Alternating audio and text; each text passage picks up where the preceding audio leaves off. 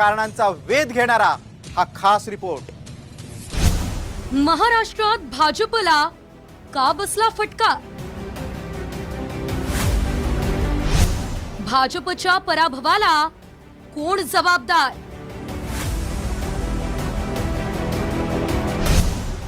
भाजपच्या पराभवाची 10 कारणं।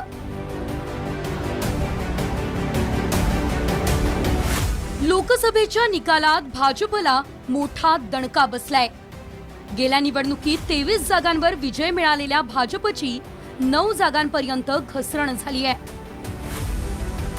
मात्र या घसरणीला आणि महाराष्ट्रातील भाजपच्या पराभवाला आपणच जबाबदार असल्याचं सांगत फडणवीसांनी कोणत्या मुद्द्यांमुळे महाराष्ट्रात भाजपचा पराभव झाला त्या कारणांची यादीत सांगितली आहे।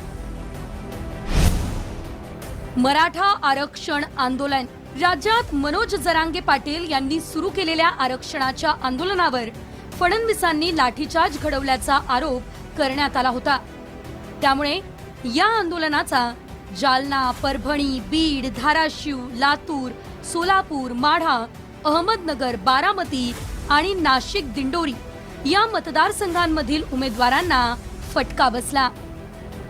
कांदा निर्यात बंदी।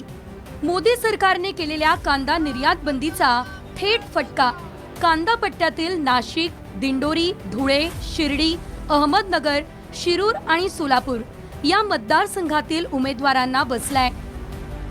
तिसरं कारण म्हणजे संविधान बदलण्याचं नरेटिव्ह। भाजपचे खासदार अनंत हेगडेंसह भाजपच्या नेत्यांनी 400 जागा निवडून आल्यास संविधान बदलू अशा पद्धतीचं वक्तव्य केलं होतं।